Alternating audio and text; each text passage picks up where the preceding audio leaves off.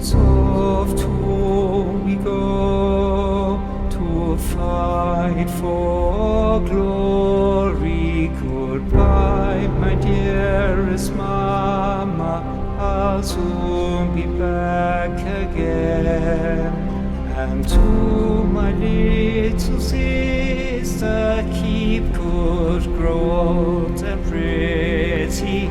And as for my first love, you'll be in my thoughts all day. When Lord Raglan died in the Crimea in 1855, Florence Nightingale said to her parents that it was impossible not to love him. I did, she said. He was a very good man.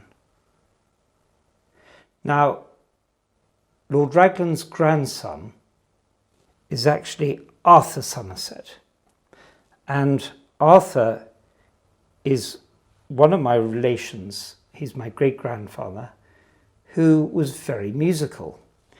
And he was great friends with Arthur Sullivan. And when Gilbert and Sullivan were writing one show a year for the Savoy Theatre, he had an arrangement with his friend Arthur that he could have a box whenever he wanted. And he could sing all the scores off the book.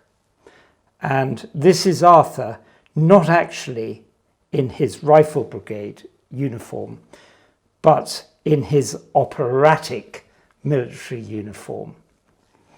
And here I have a portrait of his wife as a young girl. She lived in Lowndes Street in Knightsbridge, and they wrote fabulous letters, love letters, which I have to each other. So it was a great romance.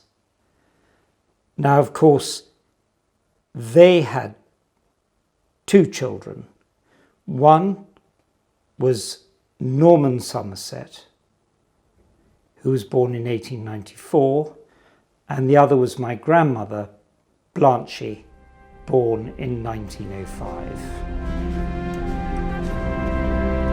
Please write me letters every day to help me through the day. The General says we'll be back soon, we'll send them on their way. I'll take my leave and be with you, just watch and I'll return. But if I should not come home again, remember me each day. Arthur and Louis Somerset, their boy, Norman, leaves Eton and immediately joins the Grenadiers. And one of the first things on joining the military is to be equipped with a sword, and he would have bought this in Piccadilly, and it's just had its first polish in many years, but it's a very nice thing to have. And he joined and obviously had to train, so this was in 1912, and he went to Worley to do his training. Whilst he was at Worley, he made great friends with the Prince of Wales, and the Prince of Wales took this photograph of Norman Somerset at Worley. So they were young lieutenants serving together. And this actually says Norman Somerset, 1st Battalion Grenadier Guards, taken by HRH, the Prince of Wales, at Worley in August 1914. Always know the time for you until my dying day. I write this letter, it may be my last. Take care of all from here. I hope to return with honor and glory. To marry you, we'll be together forevermore. We have a book full of letters from Queen Mary to my great-grandparents, and particularly relevant is a nice letter from the Prince of Wales to my great-uncle Norman, and this is in September. It's September the 1st, 1914. The Prince of Wales writes, from Wellington Barracks. My dear Norman, I hope you got my message about dinner tonight. It was a bore but could not be helped, for we had a party here I didn't know about. We had a long day at Richmond, marching there and back, with a field day at half-time. So we came back rather beat, and Flick, Toby and I had a capital bathe at the Bath Club. It was mighty warm marching. I don't know if I shall see you tomorrow, as we are going to Purfleet with the King's Company reservists at 6:40 in the morning to shoot. However, we must fix up another night. So long, yours ever, Edward. My darling, keep on reaching out, will feel your presence there. Until I die, I love you so, and forevermore.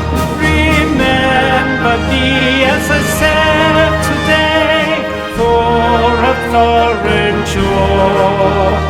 I'll try and make you proud of me in battles away. The Prince of Wales takes some photographs. There's actually one of the Prince of Wales at Worley. There's one that he took of Norman Somerset, my great-uncle, and his friends. And of course that is September. Who would have thought that a month later Norman Somerset would be killed in action?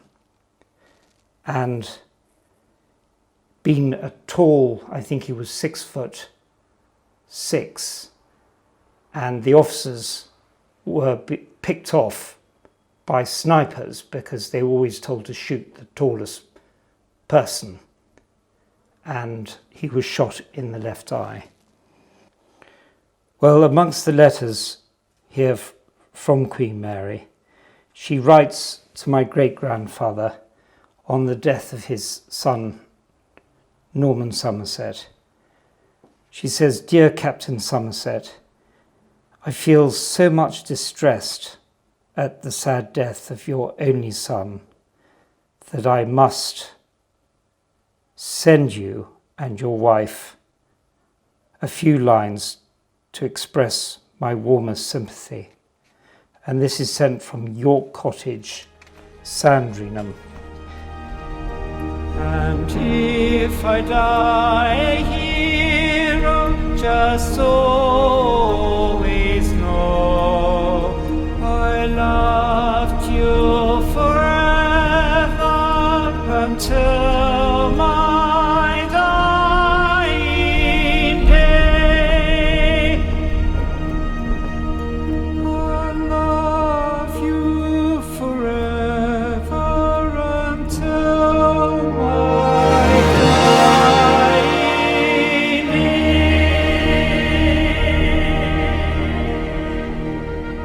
It's quite a long letter, but she finishes it.